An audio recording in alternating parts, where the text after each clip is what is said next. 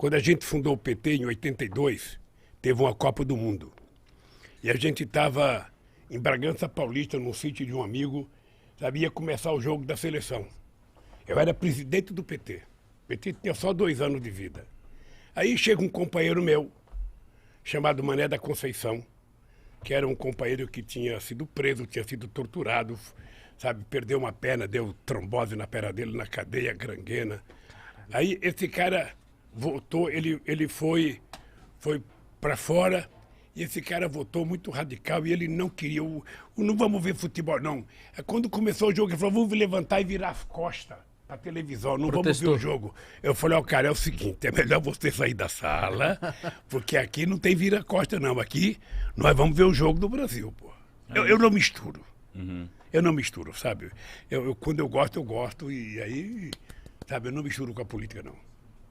Meu irmão era adversário meu irmão era de outro partido político, sabe? Então, qual era o pacto meu com meu irmão Frechica? Ele está vivo ainda, tem 79 anos. Falava, Frechica, é o seguinte, a gente não discute política em casa. Quando a gente se encontrar, é para a gente conversar de outras coisas. É para ser irmão. E não discutir. Ele era do Partidão e eu era do PT. Mas às vezes Mas não fora dá de uma casa, discussão, vocês- Não, lá em casa a gente não discutia. Não discutia. Porque senão você não vive bem.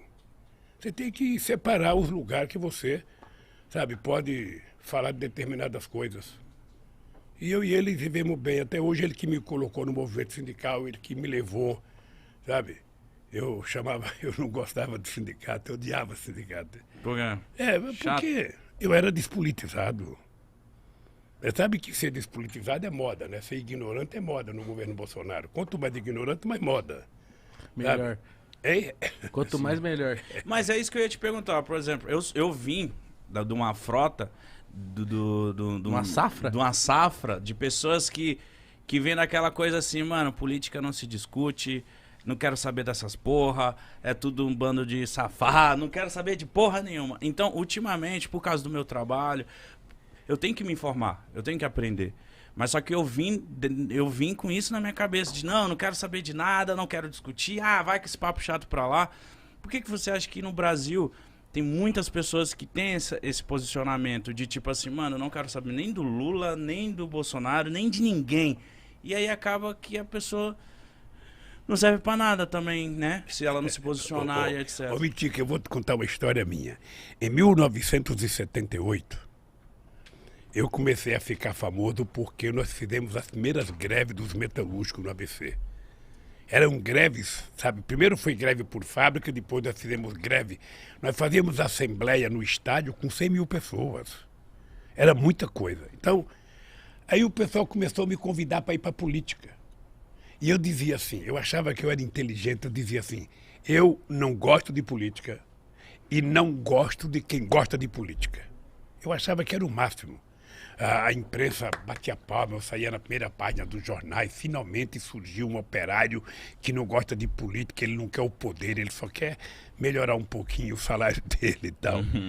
Aí, cara, foi passando 3, 4 meses, eu estava na rua fazendo campanha, sabe para quem? Pro Fernando Henrique Cardoso. Por quê? Porque ele era candidato ao Senado, sabe? Ele disputava com o Montoro e com o Cláudio Lembo.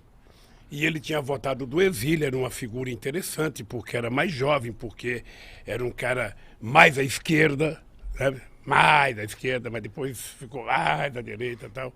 Mas eu tinha uma boa relação com ele, e não foi ele que pediu para mim, não. Fui eu que fui pedir para ele para apoiá-lo. Eu e muitos sindicalistas. Aí depois eu descobri que se a gente não cria um partido político, a gente estava ferrado.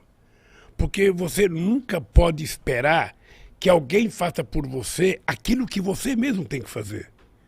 Então você fica esperando que o Congresso Nacional aprove as coisas boas para o país. Você já parou para analisar quem é que está no Congresso Nacional? Você já viu o prontuário de cada um? Você já viu a ficha de cada um? Você já viu a origem de cada um? Se você não vê isso, você não vai saber votar. Se você não vê, você vai votar equivocadamente. É como se você fosse colocar uma raposa no seu galinheiro achando que a raposa vai engordar as galinhas. Não vai, vai comer as galinhas. Então eu descobri que era preciso fazer um partido. Descobri porque eu fui no Congresso brigar para não aprovar uma lei. E quando eu cheguei lá, eu percebi que não tinha nenhum trabalhador. Aí então eu comecei a fazer política, sabe? Eu fui gostando da política, fui gostando, e eu achei que era o caminho. Se você está descontente com alguma coisa, é através da política que você vai mudar. Sabe? Então você tem que participar, você tem que saber como participar. Sabe? E quando eu digo isso, ô Mitica, eu digo o seguinte, veja, eu não acho que um artista, eu não acho que um cara tem que dizer eu voto em fulano, não tem que dizer nada, ele tem que ser profissional, fazer o programa dele, dizer o que ele bem entender. Ele é político na hora que ele vai votar, a não ser que ele queira assumir publicamente a tarefa. E eu então fui. E depois, você pensa que eu imaginei ser candidato a vereador uma vez? Nunca me passou pela cabeça. Mas quem te incentivou de você virar um candidato a vereador? Veja, eu não fui vereador. Eu fui candidato a deputado a governador de São Paulo em 82. Eu, Franco Montoro, Reinaldo de Barros, Cláudio, Jânio Quadros.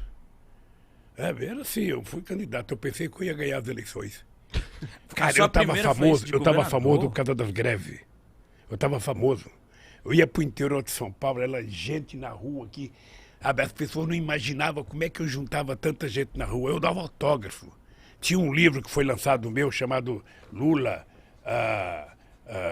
Entrevistas e Discursos. Eu descia do palanque, lá tinha que dar autógrafo, sabe? Eu pensei que eu ia ganhar as eleições. Puta merda, só tive 10% dos votos. Fiquei em quarto lugar, perdi até do Jânio Quadros. Mas de primeira? Mas eu achei que eu ia Tava ganhar. convicto. O comício do encerramento da campanha no Pacaembu. Você não tem noção a quantidade de gente. Que ano que era, Lula? 82. 1982. Você não tinha nem nascido, cara. Não. Até não tinha nem nascido. Não tava. Aí eu fui lá e aquela multidão de gente, sabe? Falou, Eu já falava, era meu. Porra, vou ganhar as eleições. Já me via como governador. Sabe? Aí fiquei em quarto lugar. Uma frustração. Você não tem noção da frustração. Eu até pensei em parar. Aí quando foi em 85, eu fui para Cuba. Eu conheci o Fidel. Aí fui lá visitar o Gente Fidel. boa? Hein? Gente boa? Gente boa. Aí começamos a conversar sobre política. Aí eu falei, ó, Fidel, eu estou pensando em parar porque eu pensei que eu ia ganhar, não ganhei, eu só tive, sabe, 10% do voto. Ele falou, quanto que é 10% do voto? Eu falei, 1.254.000 votos. Ele falou assim para mim, ô Lula, não existe na história da humanidade nenhum operário metalúrgico que já teve 1.254.000 votos, cara. Você teve uma puta de uma votação. Para com esse negócio de que foi derrotado. Não tem. Aí eu falei, pô, eu sou bom. O Fidel falou, então... Sabe, então foi muito bom, porque isso me deu coragem de entrar na política. Eu fui aprendendo. Era muito chato, porque eu imaginava que todo trabalhador ia votar em mim. Sabe? Eu falava, bom, eu sou trabalhador, sou do Partido dos Trabalhadores, todo trabalhador vai votar em mim. Puta, eu ficava nervoso, mais nervoso. Eu ia fazer comício nas estradas, chegava, sabe, nos corta. A classe média, sabe, apoiava a gente, batia palma, sabe, nas universidades, todo mundo. Mas quando eu passava nos caras que estavam colhendo algodão, cortando cana, aí eu ia fazer passeata aqui em São Paulo, no centro de São Paulo. Aí quando tinha um trabalhador trabalhando numa construção na Casa Civil, todo mundo, Lula, um trabalhador. Aí já mandava, eu levantava a mão, cara. Mas por que você acha que você não era popular com os trabalhadores nessa época? Não, é porque é o seguinte, o povo não tinha o hábito de fazer política. Política era uma coisa estranha. Esse é um país em que demorou. A mulher só foi ter o seu primeiro voto em 1934 porque ganhou na justiça. Esse é um país que só votava dono de proprietário de terra, gente alfabetizada e gente que tinha conta até de 200 mil réis. Pobre, analfabeto e peão de fábrica jamais votava. Aí o pessoal também falava, pô, esse Lula é um analfabeto igual eu, porra, por que eu vou votar nele? Ele não tem condições.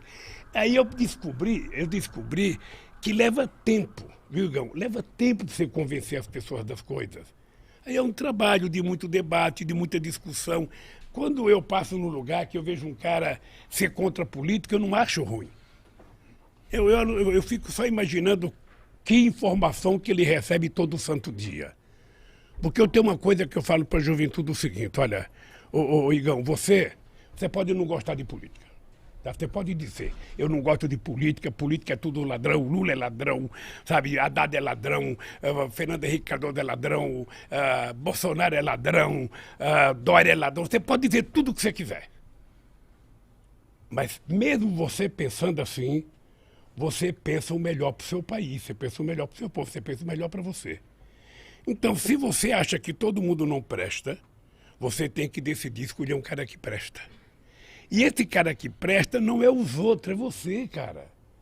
Então, coloca o político que você tem dentro de você para fora e seja você o político decente, sabe, porreta, sabe, que você quer. Não tem outro jeito. Você não pode querer que eu seja a pessoa que você quer que eu seja. Não, eu sou eu. Agora, se você quer um cara top, é você, Mitico, é você, Igão. É assim que se faz as coisas. A política no Brasil não dá certo porque as pessoas não têm compromissos ideológicos. As pessoas são eleitas porque são eleitas. Mas eu acho, ó, por exemplo, se eu me candidatar, vou falar, rapaziada, a gente fez uma fama bacana aqui com o Podpah, a galera já me conhece um pouco. Vou falar, galera, ano que vem eu vou quero virar deputado, sei lá. A galera já vai me olhar com outro olhar, sabia, Lula? Vai falar assim, ih, mano, então ele criou um Podpah só pra ganhar voto, esse filho da puta. Já vai me olhar com outro olhar, esse cara entendeu? que pensa assim, é verdade, ele vai pensar assim. E é normal que ele pense assim.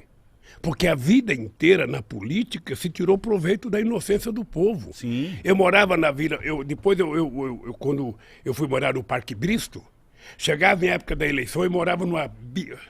Se você for na ribanceira que eu morava, você nem sai hoje se chover. Eu morava numa ribanceira que quando eu saía para trabalhar, eu colocava galocha. Você não sabe o que é galocha? Galocha é uma bota de borracha.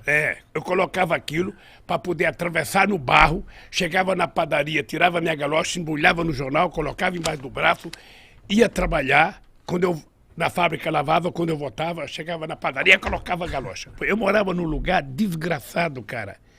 Quando chegava na época da eleição, aí aparecia lá, os caras colocavam poste na rua, sabe? Jogando poste, ia jogando guia, ia jogando sarjeta, vai melhorar a rua. Aí o povo votava naquele palhaço lá. Aí quando passavam as eleições, passava um caminhão recolhendo as guias, recolhendo os postes.